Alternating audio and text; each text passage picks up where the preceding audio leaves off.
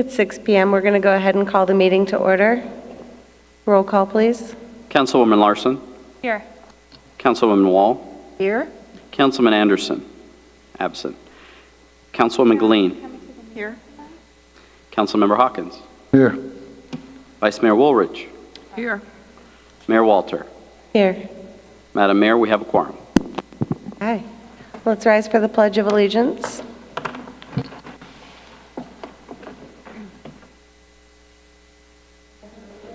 To the flag of the United States of America and to the republic which stands one nation under God, indivisible, with liberty and justice for all.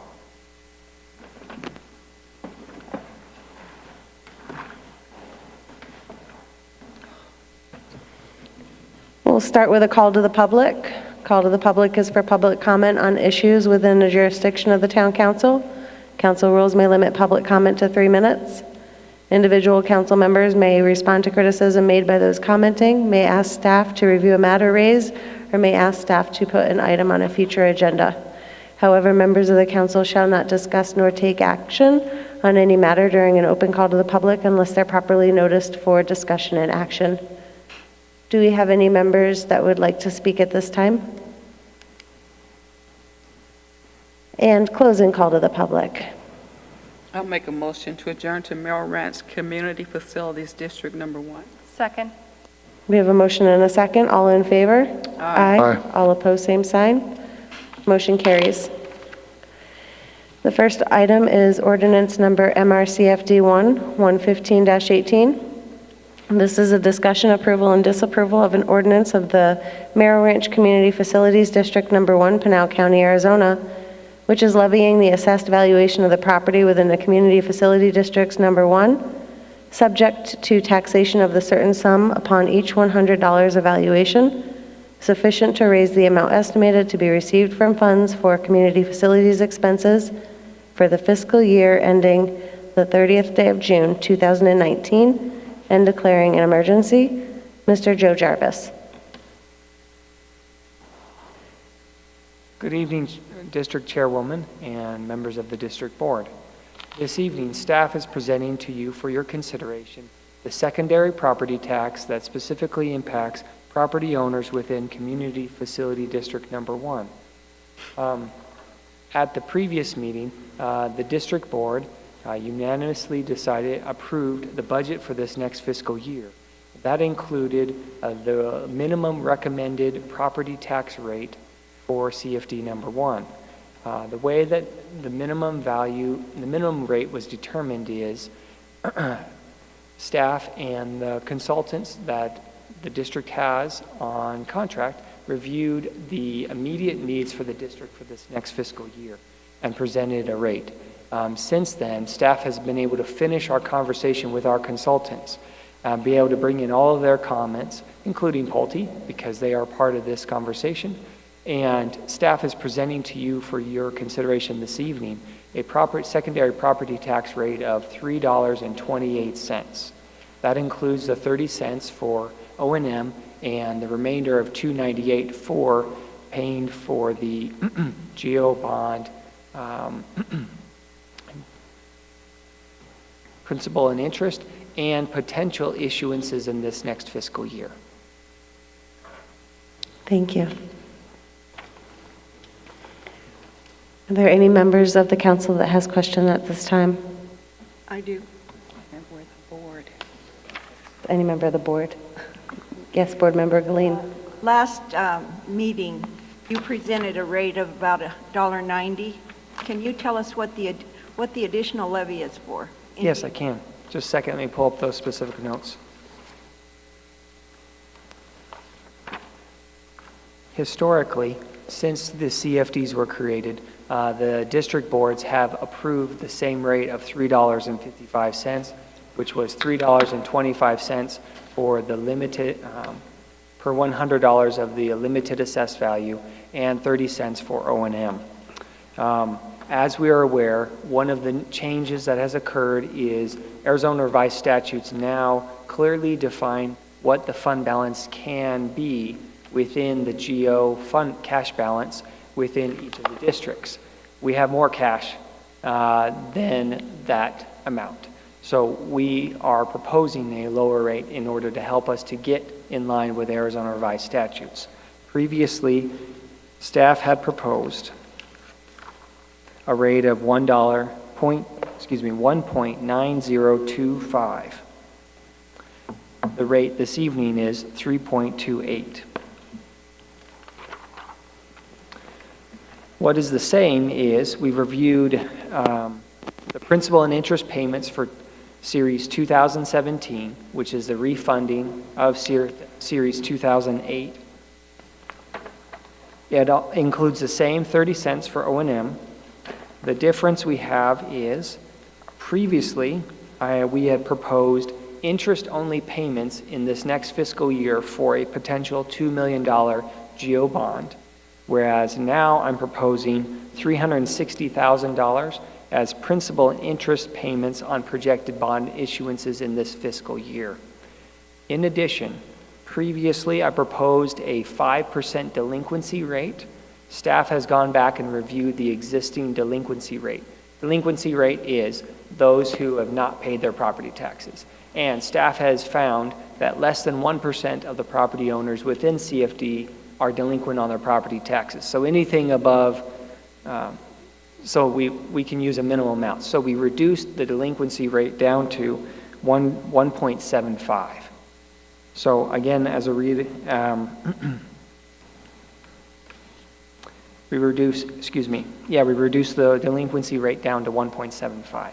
So the changes from the last time are, one, we increased our projected principal and interest payments to $360,000 this next year, and we reduced the delinquency rate from 5% down to 1.75%. Originally, we had proposed a levy of $457,000 and change. The proposed levy now is $788,856.28.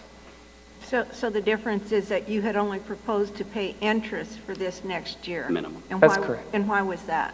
That's a good point. So as we talked with our consultants about our plan for this next year, as we are aware, CFD1 has some particular limitations that we have to address.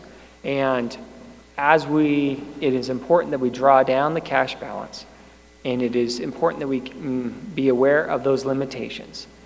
And we had originally proposed the idea that we would only pay interest in this next fiscal year because we are not sure what amount in debt issuance we could do in this next fiscal year for GO bonds. As we discussed with our consultants, we all agreed that we felt fairly confident that we could either issue new GO bonds this next fiscal year or utilize that cash to refund existing bonds or pay down existing debt. So previously, whenever we had adopted the new rate, we had anticipated making principal and interest payments in the fiscal year, but in the previous proposal, the idea was just to pay interest in that next year. We've gone back and we said, you know, this next fiscal year, we're going to pay principal and interest to any new issuances to help us bring down our cash balance. Okay. Mr. Billingsley? I think there's two messages that very much will help to clarify. First message is this is the first time ever that we're coming with a recommendation to lower the rates in the CFDs. It was a fairly eye-opening experience. At our last meeting, one of the things that we had discussed last year with the Budget Committee was taking a look at what the minimum rate had to be to sustain the CFDs. And so what Joe provided at our last meeting was the minimum rate for both, just maintaining the CFD and its balances. Understanding that we were going to come back this time, and after having significant conversations with the parties that we have involved in this discussion, party number one, Pulte, party number two, our financial advisor, Piper Jaffray, and party number three, Stifel, who has been a key partner in the transactions having to do with these accounts in the past. So the conversations with the two financial firms involved, as Joe said, existing balances in their relation to the state law, opportunities for, in this case, CFD1, refunding and not a new issuance of GO bonds due to the limitations that we have. And then clearly Pulte's position with respect to this, and I hope I'm not stepping on your toes here, Joe, was they would have liked the rates to stay the same, the way that they've always been. That was a priority, but their largest priority is they wanted to make sure that the rates were the same because they have housing products that are for sale in both districts that are very similar in their layout size, lot size, et cetera, and felt that it would be very challenging for them. Essentially what we did was go through the financial entities and determine where we needed to be to come in line with the state law and allow us to do the transactions that may be necessary or may be feasible in both CFDs while trying to understand where Pulte was coming from. So with respect to CFD number 1, we proposed a reduction in rate this year to the proposed rate as laid out in the staff report, but also I would say a understanding that that rate is going to go down further next year if in fact those transactions don't take place in the current year. I believe we gave them a number for next year that is not the minimum but is once again in between. One of the challenges that they have is in the ordinance, rates can only increase on a maximum level year to year by 5%. For example, if we went down to the minimum rate that was presented last time, it would take like 50 years to get back up to the rate that we charged last year. That would be very challenging in terms of being able to have further financial transactions in the CFD, if that makes sense. I thought that was just on the primary property tax, not on an ad valorem. We got advice from our financial advisor and I believe his advice was 5% maximum increase per year. Is that correct, Joe? It's actually 2%. 2%. I thought it was 5%. I'm sorry. Are there any other board member comments? I'd like to open this up at this time for the public. Is there anybody from the public that would like to speak regarding this agenda item?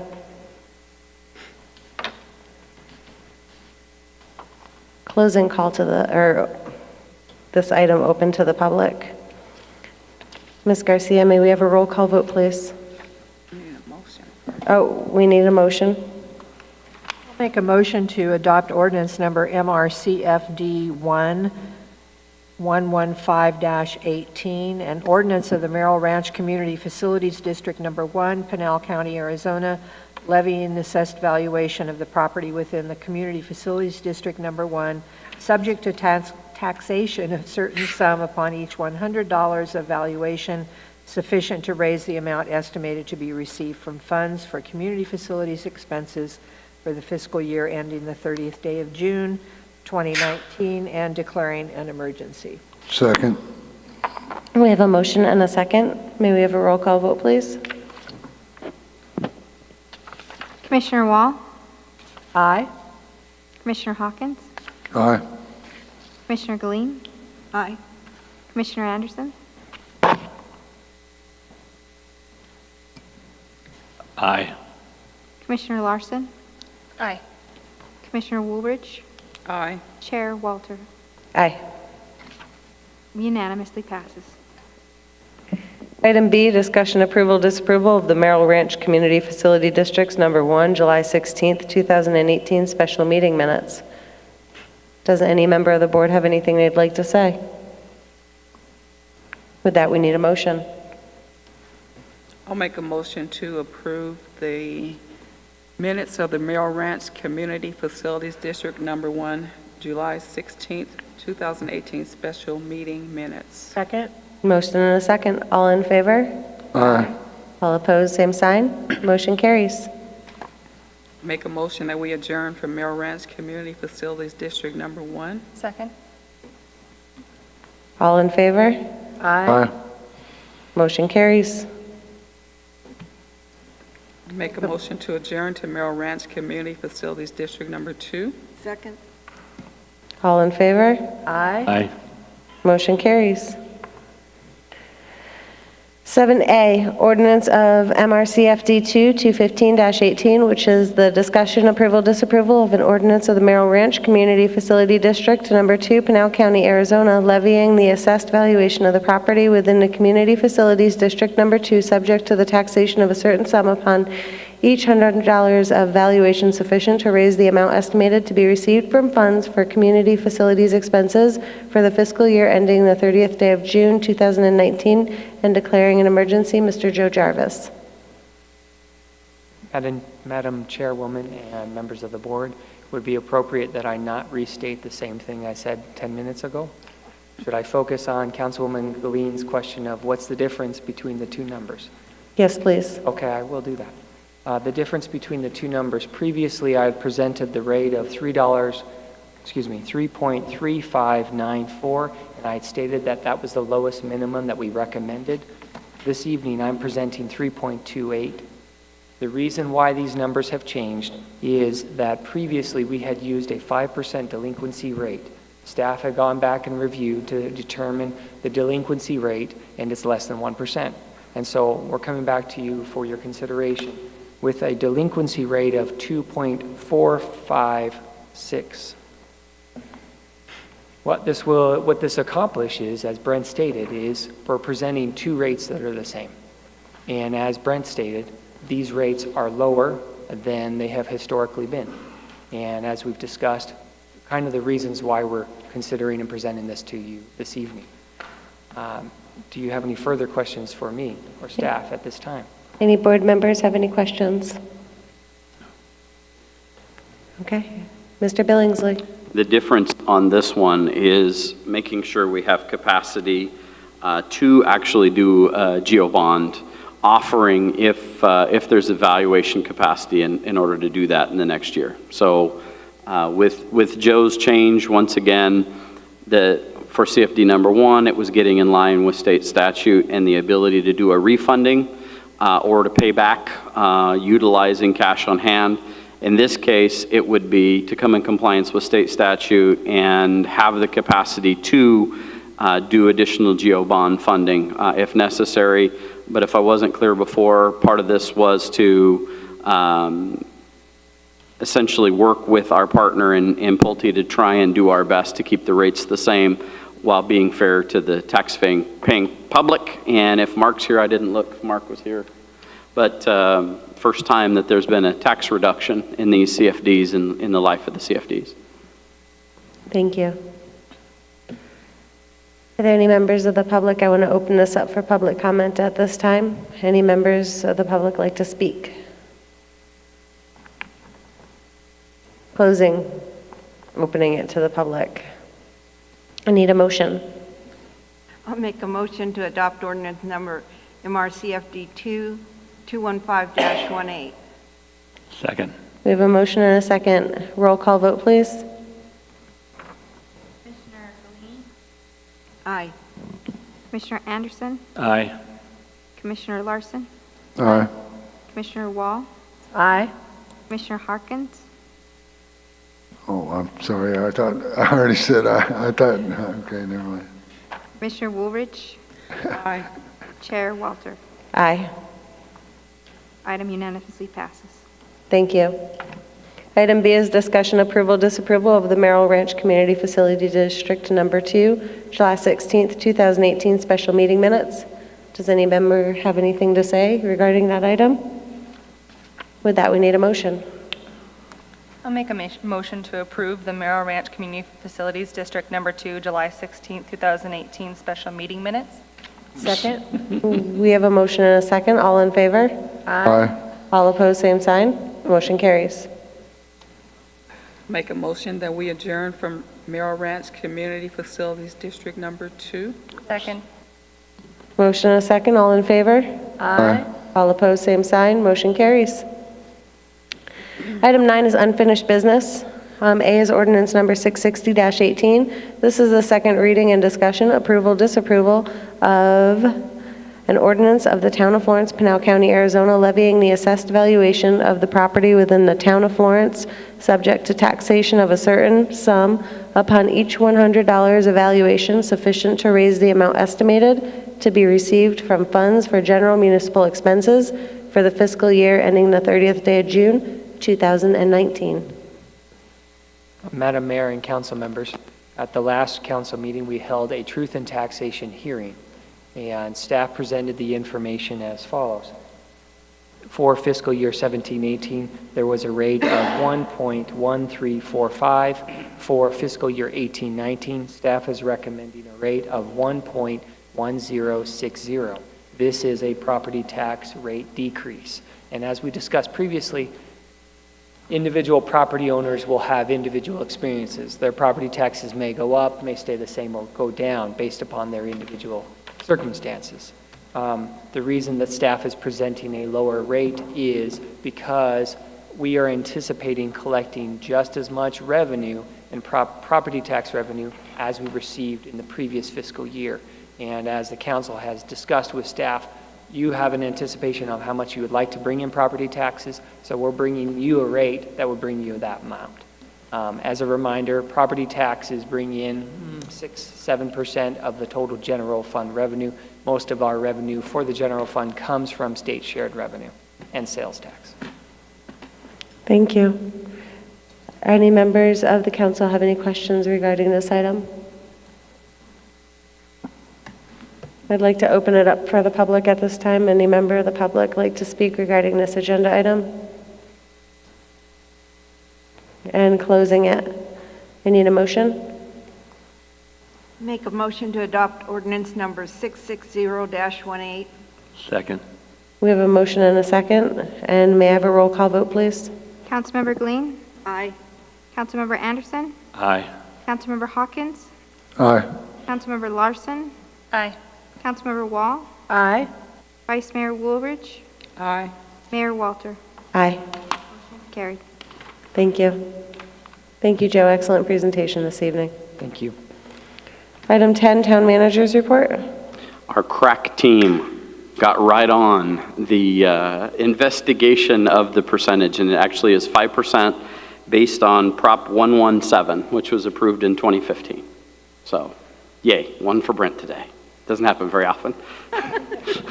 All right, thank you. Call to the council for current events only. Councilmember Hawkins.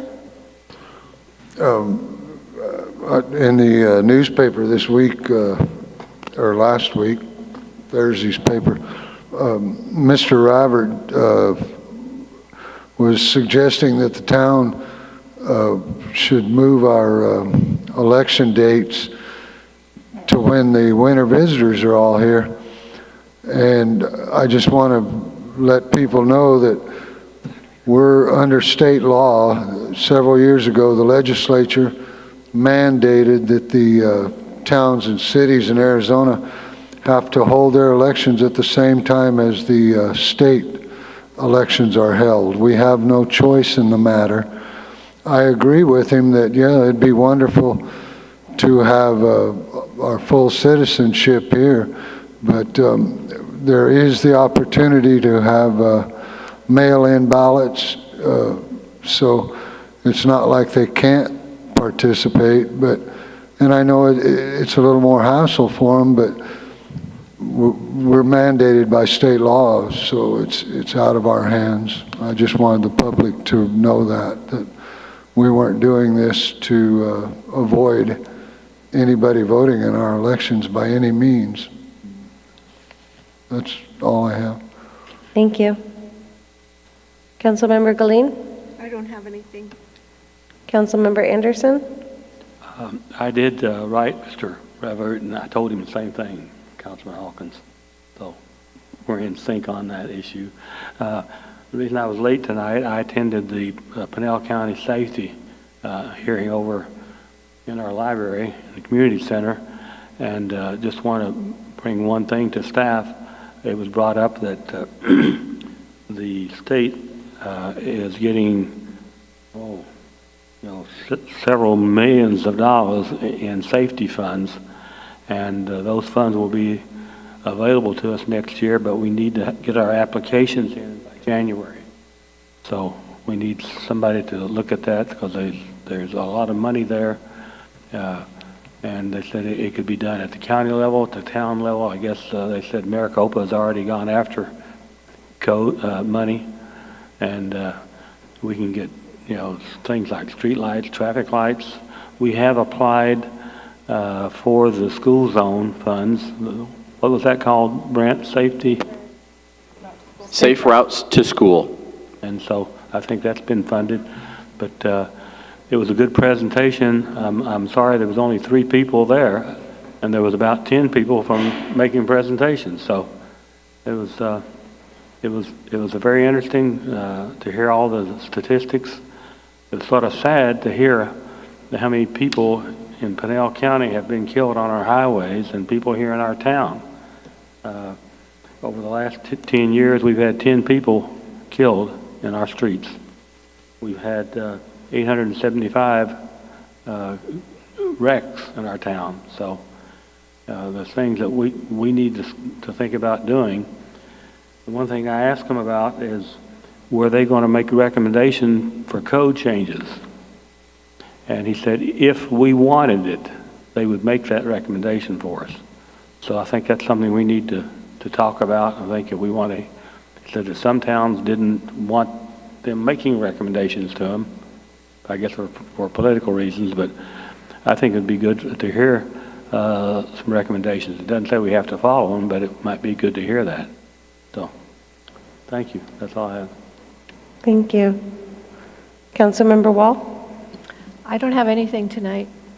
Councilmember Larson? I don't have anything tonight. Vice Mayor Woolridge? I don't have anything tonight either. All right, I just have a minor reminder that ballots are being mailed out on August 1st. Try to encourage everybody to participate, especially in our local elections. It's important that you exercise your right to vote, I feel. So I hope that everybody takes an opportunity to return their ballots. Go ahead, Ms. Garcia. For those people who are on the permanent early voting list, the ballots are being mailed. There are some confusions that we're doing an all-mail ballot election, so just want to make sure everyone knows for those who are on the permanent early voting list. Thank you for that clarification. Ever since that option was available, clearly you can see which one I've chosen. We will have polling places. Yes, and we will also have polling places. All right, we are going to be adjourning to an executive session, and we will come out and adjourn when it's finished. For those of you in the audience, it looks like we're experiencing a monsoon outside, so you're welcome to stay inside. Make a motion, we adjourn to executive session. Second. Motion and a second, all in favor? Aye.